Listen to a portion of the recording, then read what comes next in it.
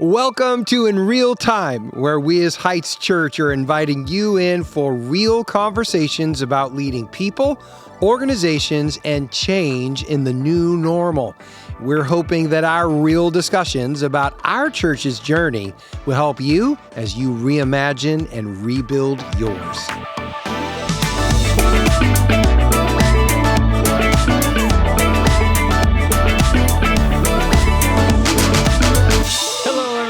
Welcome to In Real Time, where we talk about, real conversations about leading people, organization, and change. And we've got another great topic for us today.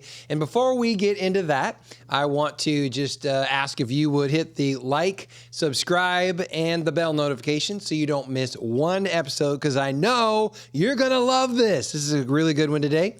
And also want to just say we are wrapping up season 1 of the podcast today with this episode. There may or may not be a bonus episode that'll follow it sometime in the weeks to come, but we're going to wrap this up, and then we're going to be coming back with season 2 in January of 2024. So enough of that. I've got some co-hosts, and I'm going to have them introduce themselves now. So why don't we go ladies first? Thank you. Yeah, let's do that. I'm Jennifer Alessio, and I serve as the children's pastor here at Heights. Hi, Jennifer. How are you? I'm good. How are you, Pastor Craig? I'm great. I'm so great. Good. Really good. And what's this all about? I don't know. I'm figuring it out. Roll Tide. That's all that needs to be said. My name is Tim. I'm associate pastor here and a teaching pastor and oversee some ministries. So cool. Utility player. Wonderful. Yep. All right. I'm putting the glasses on today because I like don't want to wear my utility contacts. player. Thank you. Yeah, I'm going to utility have to player. remember That's that. good. That's I important. don't know why I said that, but So today's topic is one that sounds way boring, but it so is not. Mm-hmm. It's all about yearly planning. Before you turn it off, I want you to know what this is about is yearly planning for 2024 or whichever year you're coming to. But it really is all about culture. It's all about calendar and collaboration. yes. Culture, calendar, and collaboration. There is so much to this because really, I know the topic is the calendaring, but that's something you do, but there's something that you discover through the whole process of calendaring that I am sure that most people do not think about. And that's why we wanted to do a podcast on this, because we in real time actually just went through this and learned some good things. Yeah. And it was a good assessment about where we're at as a church, as a staff team, our culture, what God's doing here, and, whether there's some chinks in the armor that we need to pay attention to. So all of that you can discover through a calendaring meeting. Yep. So, and we are talking about planning the whole year 2024. So, all right. So let's just explain really quick. One of you two want to tell us what did we actually do on the day of calendaring for 2024? So at our calendaring meeting, each of us were ministry leads. We have gone through our entire year for 2024, and we put every date on the calendar. Yeah. Anytime your group meets, anytime you have a team meeting, anytime you're meeting with anybody else at the church. Yeah. It is on the calendar. It's on the calendar. And we do that. We submit those dates to one of our admins. She will come back to us if there's a conflict that she knows about with another ministry. We try and sort that out ahead of time. Then we come to the calendaring meeting, and we go through the entire month. So each ministry lead shares their dates, January all the way through December. Yeah. And I have to admit, it hasn't always been my favorite, but as I told you this year, I had a talk with myself, and I said, you know what, Jennifer? Those are good talks. They are. It's good times. I said, you're going to have a good attitude with this. Yeah. And we noticed your attitude was way different this year. I'm so glad. Yeah. I'm so glad, because it's a lot of work. That was a joke. And anyway. but it was. Even if I'm the only person who knows how I feel on the inside, it's still good, because God knows. It's not the most exciting meeting in the world. It's not the most exciting meeting in the world, and it's a lot of work, because you do all that team planning ahead of time. Then you submit them again. Then after you're done, we submit them electronically. Yeah. So it's not the funnest process. No. However, when it's done right, it can be so helpful. Yeah. Yep. And so I'm appreciative that we put in that work, because the end result this year was awesome. Yeah.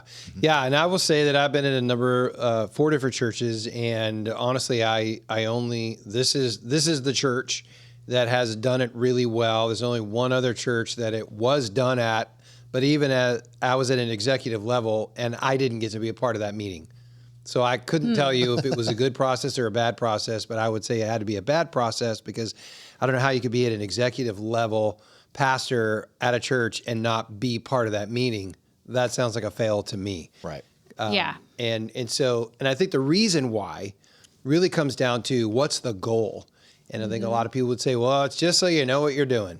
It really isn't. No. The goal of calendaring for an entire year is to know if and how you're going to live the vision. That's right. And if you're not doing these calendaring, I would just say right up front, you really can't have a good assessment of the next year of whether or not you're going to live into your vision, whatever that vision happens to be, because your calendar reflects that. It's a time commitment that you just made, and that should reflect a time commitment towards your vision and gathering your people for that, equipping people for that. And so there's a lot that calendaring meeting actually tells you. And so I love that we go through it, even though it's a boring meeting, but we do get some homemade goodies. It does last for hours, if anybody's wondering. And this is for every church of every size. If you're a church of 30, if you're a church of 2,000, if you're a church of 300, you need to have a calendaring meeting. I was at a church of 1,500 and we did not do this. So how did that go? Yeah, it didn't go well at all. Because what happened was everybody just said, yeah, I've got an event coming up. There was no conversation about whether it should happen or if it conflicted with somebody else. It was just, oh, okay, great. So we're throwing it on the calendar. There was no yes, no, should we do this? Should we not do this? Why are we doing this? Right. Nothing like that. It was just throw it all out there. Everybody got a yes, but it wasn't good. It was not good at all. So anyway, that's some of the benefits for us, but just know that the goal of this whole thing really is to live your vision as a church. And how would you know from ministry to ministry if that your ministries are even planning and scheduling and calendaring to live out your vision? Yeah. You won't. So here's our vision as a church, and everybody would agree on that vision. But if you're not working together to figure out, you've just launched your people in all kinds of different directions, and you're probably never going to attain that vision because they're doing their own thing. But these kind of things bring us all in alignment so that we can then move forward in a way that's proficient, is productive, and we're all on the same page by the time you leave there. That's right. Yeah, because here we work off the assumption, it's kind of a Bible idea, that ministries sorry to say it, because it's going to be a shocker to many people, but it is a Bible idea that ministries are mutually dependent on one another. Yes. We are not self-sufficient ministries. And if you are, there's a term for that, and it's called a silo. Yes. Right. Silos are bad in churches. They're bad in business. There are entire shelves of books written about silos and why they should not be. And this is, Paul saying, hey, you're a hand. Great. But you're connected to an entire body. So stop thinking you're the best. Right. You're not the best. You're a hand. Right. That's it. But you got a body you're connected to. So celebrate the whole body because it all works together. This is a church. But I've been in these scenarios where that is not the mentality. Right. And the calendaring meeting and process reflected that. Yep. So let's dig into this a little bit more. There's a couple of questions really that we look at when we're talking about the calendar. And I'd say that we were doing this prior to the pandemic, but since we've come back, we really actually cleared the board and just said, we're going to do this way more intentionally than we even did before. We're going to be just vicious about saying yes and no. And we've done it as a team. There's a lot of dynamics that go into it. But the question that we've been asking ourselves when it comes to these calendaring is, what's needed now? Yes. Yeah. Yeah, because that changes. It changes. Let's unpack that a little bit. Sure. Why ask that question and not, what did we do last year? Right. Like, if you don't ask those questions, if you're not looking about what we've done, hopefully you're evaluating how all that went, and then that reveals what is needed now. And that could be, these didn't work, but it also could be culturally, like what culturally, what do your people need that now that they may wasn't a thing for us. We were doing events coming out of COVID because people needed community. Yeah. Well, now people are back in person, and they have been for quite a while, and our life groups are they're thriving. They're thriving, and so people are getting this community. So we didn't need to do We don't need to do events, and so because they're gathering every week. They're gathering all the time in their life groups. Yeah, and so okay, that's not necessarily the goal or the need. So what is needed now to push our vision forward? And so we had that great conversation. And and then obviously you just think to yourself, like, what now did we execute well? Maybe, if you're not, you do an event, it may not be hit the mark. Okay. So what's needed now? Well, we don't do that again. So it gives us a great opportunity to just evaluate and rethink it. And that's why, again, the meeting with everyone is important, because I see things one way, but when Jennifer is in a meeting and other people, we get a really good picture of what's needed. Yeah. Because everybody has an input about their own ministries, and it paints itself a picture of where we need to go as a staff. Also, it allows us to promote good events well. Yep. Yes. So we could have 2 or 3 really wonderful events that really push the mission forward. Yeah. But if we're not intentional about how we're placing them on the calendar, then we could have things that are getting drowned out by a less important event, or maybe an equally important event. Yeah. But because we weren't intentional about it, the events may suffer. Yeah. Yeah. And so we have to be intentional about, okay, how many weeks do we need per event to promote? Yep. And we've said they need 3 weeks. So we need to have, from stage. From stage. Yep. Right. And then, of course, there's all the social media promotion and all those things that happen prior to that and during. But we need to be intentional about spacing them so that we can promote them well, and so we don't overcommit our people. Yeah. Right. Yeah. To where they feel like, you know what, I'm really busy.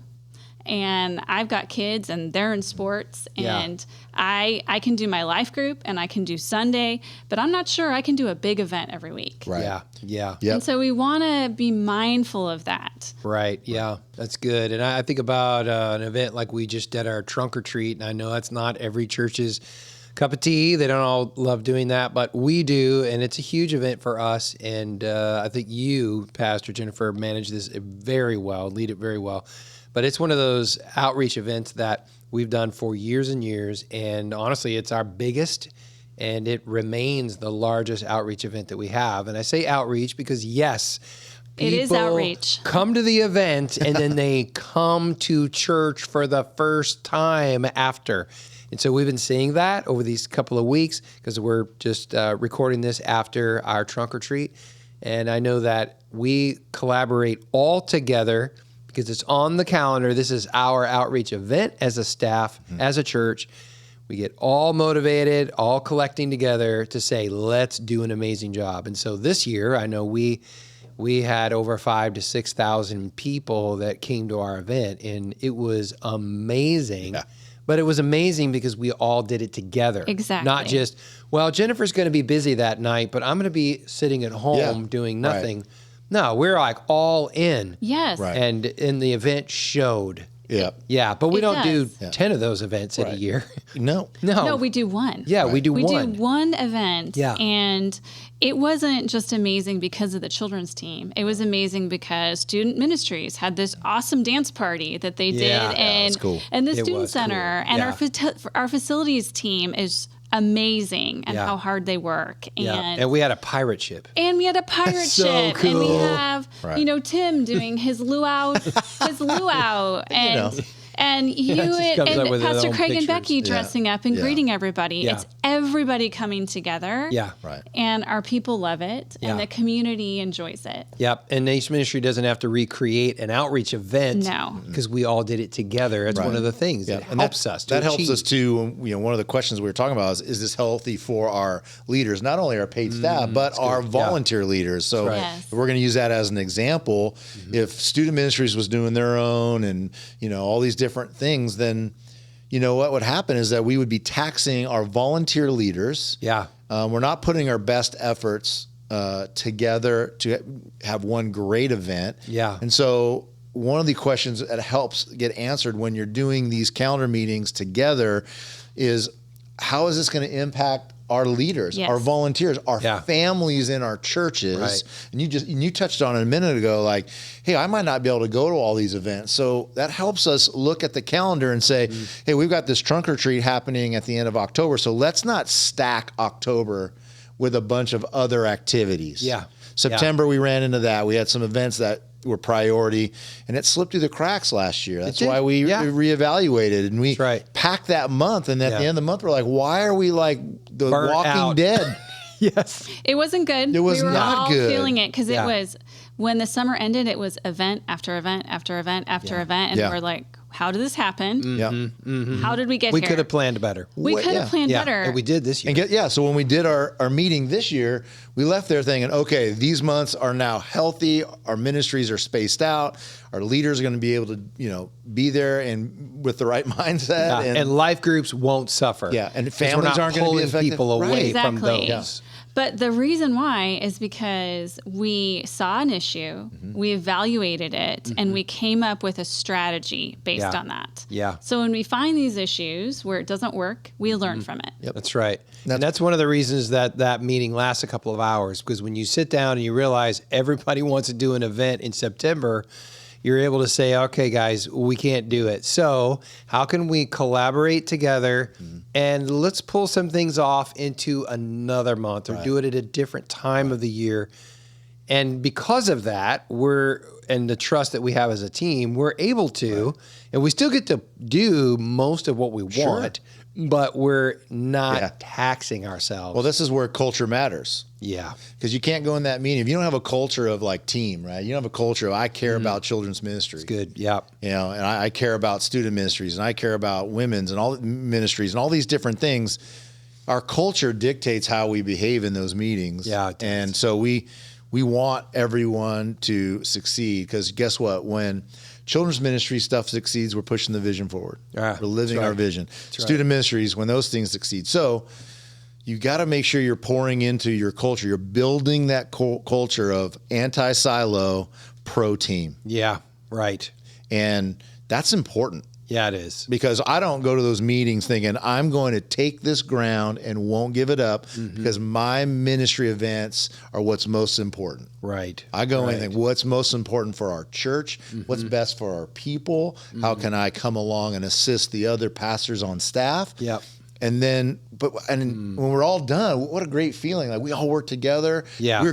we're feeling really great about this calendar. Yeah. And we got there, and nobody's mad at one another. Nobody's feeling like they got different, preferential treatment. Yeah. And so culture matters, It does. and it does guide you. So we talked about this earlier, how when you're watching, and I think this is a senior lead moment where you go, as a senior lead, you can watch what's happening within your meeting and see how people are responding. It's very true. And it'll tell you about your culture. Yeah. It will. And it hasn't always been that way, though. Right, No, it Pastor hasn't. Craig? It hasn't. No. I mean, there's been times We're when 14 years old now, and we've grown into this. Yes. Yeah.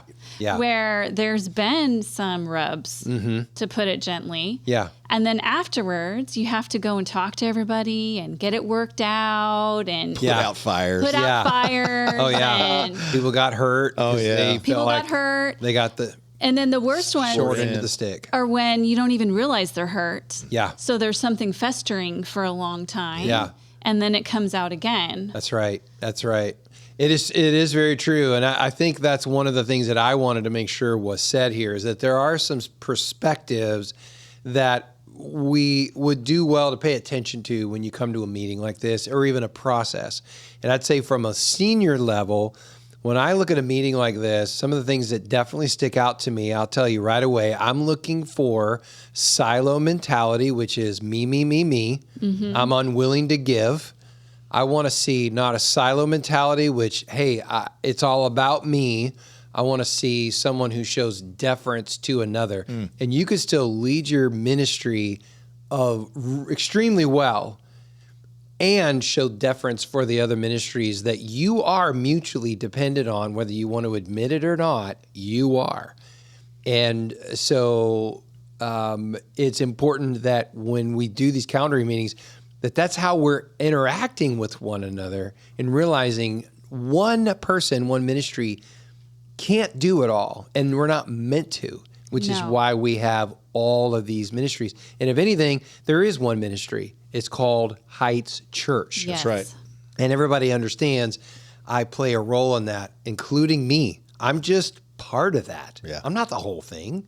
I'm part of it. And so that idea from a senior level, and there have been times when definitely almost every year, actually, I'd say the first probably 10, 11 years, I was having to go have meetings after this meeting to help soothe the emotions of people who got hurt. And the benefit now is that we've moved past that and we don't have silos anymore. No. I tell you what we had going into COVID, we just buried it. We said, we're going to build something different. Right. And so that silo doesn't exist. And we just said, no, we're a team.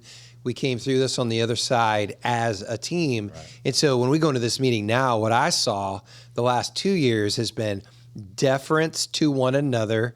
Hey, how can I help you? I'm willing to move my event here if you can't move yours. And it's just this people who are in a race to serve one another. Well, that lights me up. I love that as a senior lead because that tells me our team is healthy. Right. Nobody's giving up the mission. Right. We're not giving up the vision. We're just being cooperative and collaborative as to how we're achieving it.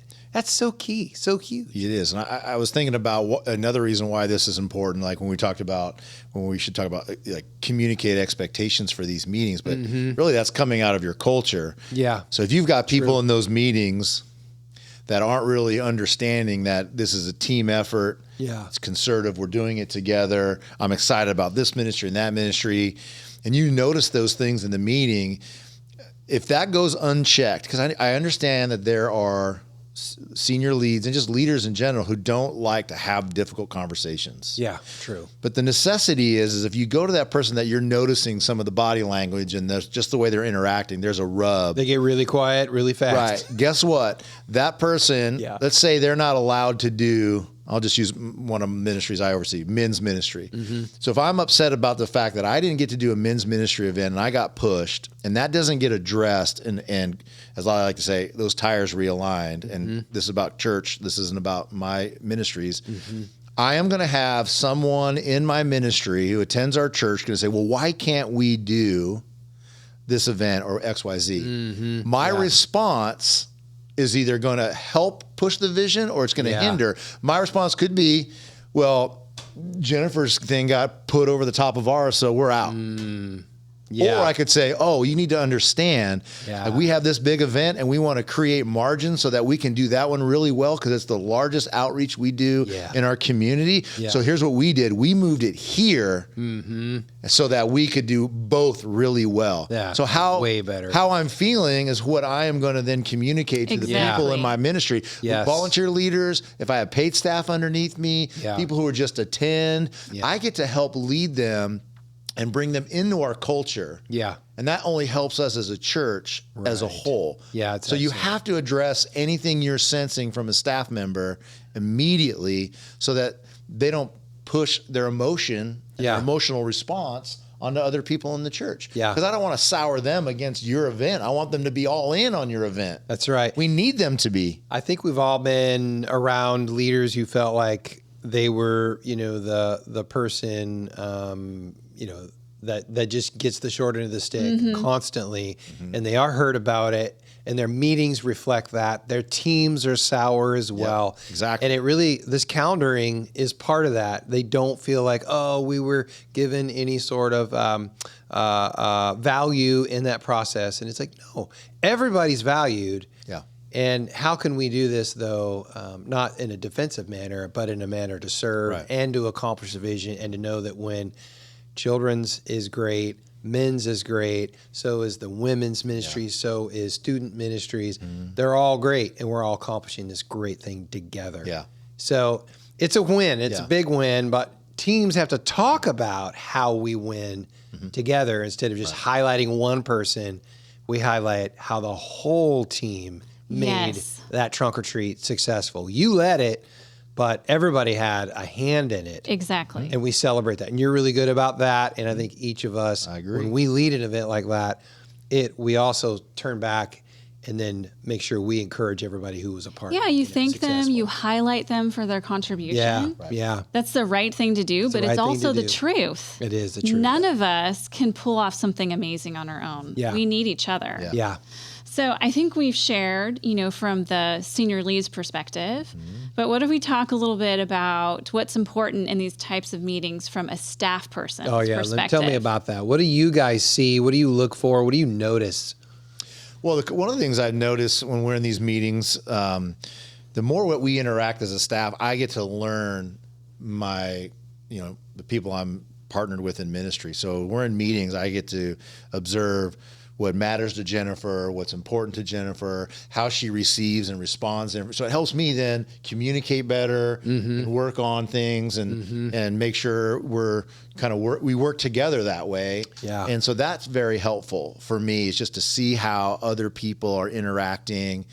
And again, it just makes me more excited because after over the years, we know each other's hearts. I was excited about these events, but that only happens because we're doing these things together. Yeah. If we're in silos, you're just a talking piece in a meeting that I'm not interested in. But when we're a team, I'm invested in any of it and all of it. Yeah, that's good. So that builds relationship. Yeah. And I get to learn personalities, which is also important because we're different. Yeah. But I've learned what matters to Jennifer, so when it's her event, I know how to respond. Yeah, we're invested in each other's success. Correct. It's really That's wonderful good. that you do that, by the way. Thanks. I do appreciate it. Yeah. How about you, Jennifer? What do you see at a meeting like that? What do you notice? I notice if someone is being defensive. I notice when people are showing deference. I notice when people are quiet and holding back, and it looks like they're not being honest. I notice if it looks like someone gets their feelings hurt, and and for myself, I'm not just waiting for the senior lead for you to speak to it. I can speak up and say, you know what? I hear your point. There's so much value in that event. We can still do it, but let's try and do it on this date. Yeah. And try and be that support of supporting the mission. Yeah. Something that I've learned is that I have a voice as a staff member and leadership. I have influence over others. And sometimes it's really helpful for other staff members to speak and help turn the ship instead of it always just having to be on the senior lead. Yeah, yeah. And I think that's healthier too. 100%. It's so much healthier, and it shows that we care about each other. Yeah, yeah. And just because someone good. is behaving poorly, I've learned to, rather than being upset with the poor behavior, let's look at the root of this about why. And usually there's hurt feelings. Usually there's probably a good reason. Yeah. And it can be addressed. Yeah. And I think because a lot of us on our team really have learned those skills, that's why we're in the place that we are. Yeah. Because we've noticed once we know each other well enough, when someone is not doing well, we approach them, we talk about it, we figure it out, we work it out. It's good. Short It's accounts. good. Yeah. Healthy. Yeah, no, it's good. I'm actually thinking of a meeting we had a couple months ago, and I remember somebody made a statement, and I was going to say something to try to help correct the conversation a little bit more so that we could accomplish the vision. Yeah. And I just heard this little voice inside of me say, just wait. I just wanted to see what was going to go on in the meeting. And I remember somebody spoke up and said, well, now let's look at this from another perspective. It wasn't defensive. No one was mad. No one got angry. They just took our eyes in a different direction. And the next thing I know, everybody in the room had solved that issue within 10 minutes, and we were able to pull the event off, and it was very successful. And it happened not because I stepped in and said something. And I love the fact that as a staff member, you have that trust and you know that, yeah, we get to do this. You're empowered to speak into this process because we're a real team. It's like football, it's like, all right, you got the play, but the receiver says, okay, I know what the play says, but this guy's going to go inside. So I'm going to go outside, hit me, and boom, he's open. So you throw it. There's just that coordination. The team knows what it needs. So I love that we were able to do that. So that speaks well. Yeah. I think as we're kind of talking this one through, we're going to be landing this plane soon. I think one of the other important aspects about this is that we have developed mutual respect for one another as leaders, not just people, not just, hey, I like you, but hey, I respect you, because I've seen you pull off some really cool leadership stuff, and I admire that. And so we have that level of respect for one another. And yes, that takes time, but that's also part of being with a team for the distance. And so the longer you have that team together, the better you will be. But you're building that respect. So when you come to a meeting like this, you're not looking to slight somebody. No. Nope. You're looking to truly work together. Want to fan their flame. Yeah, you really do, because you know they want the same thing for you. And there's going to be that give and take. So I think that's important. The other piece of that is setting expectations. Yes. And I know that from my perspective as a senior lead, I'd love to hear you guys think about this. But from my perspective, I want to set the expectations ahead of that to let everybody know. And I think we did this last time.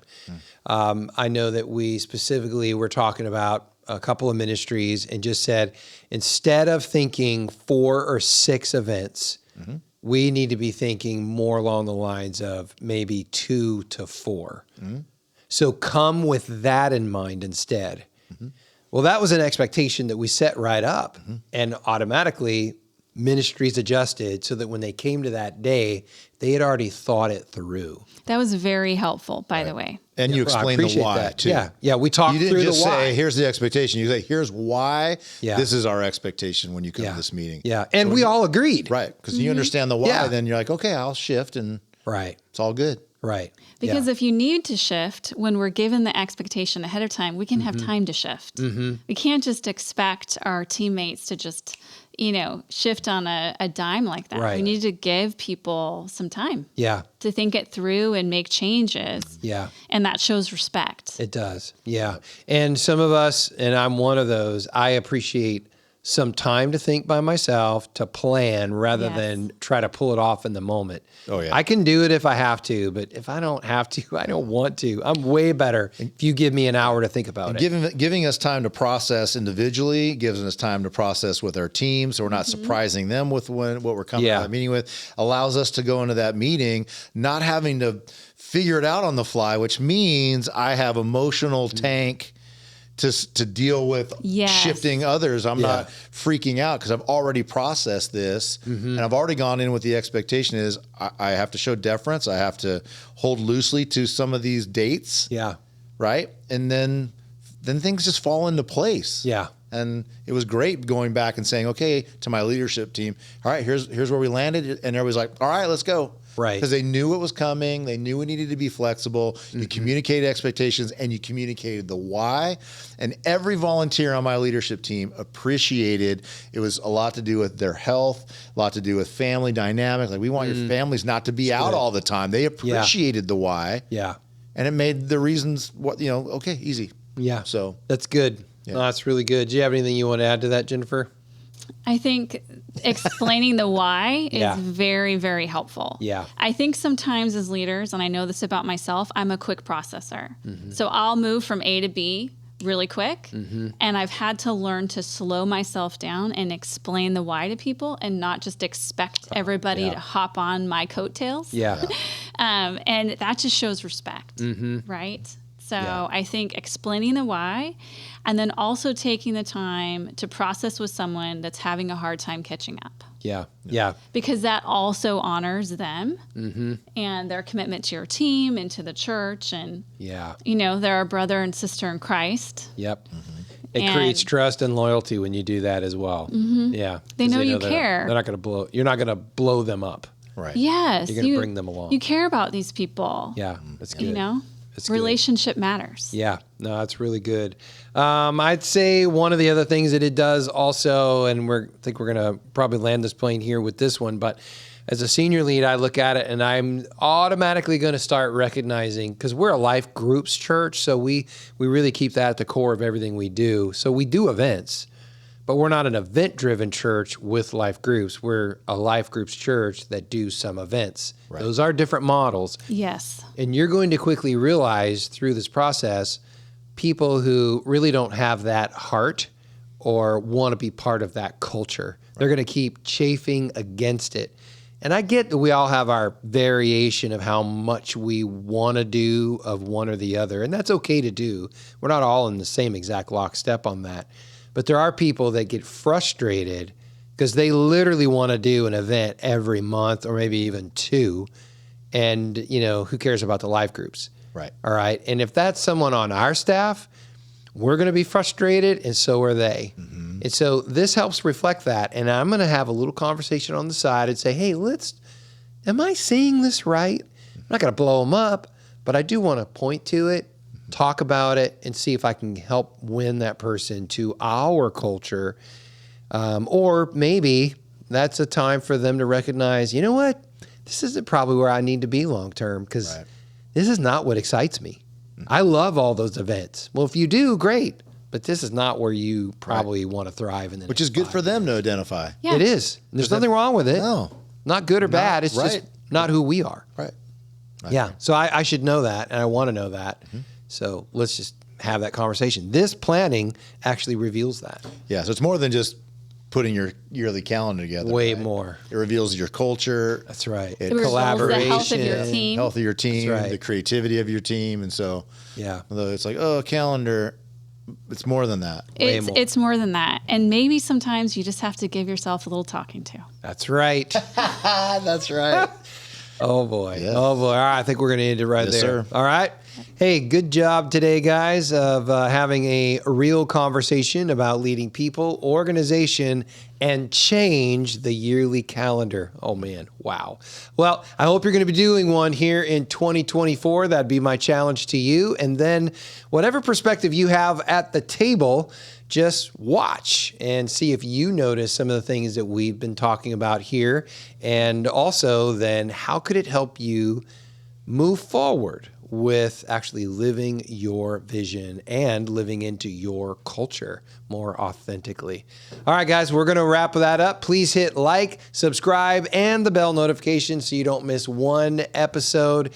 And like I said, this is the last for season 1. There may or may not be, probably will be, a bonus episode coming in the next couple of weeks, but we'll be starting season 2 of In Real Time in January 2024. So please make sure to be looking for that. Otherwise, we'll see you next year in real time.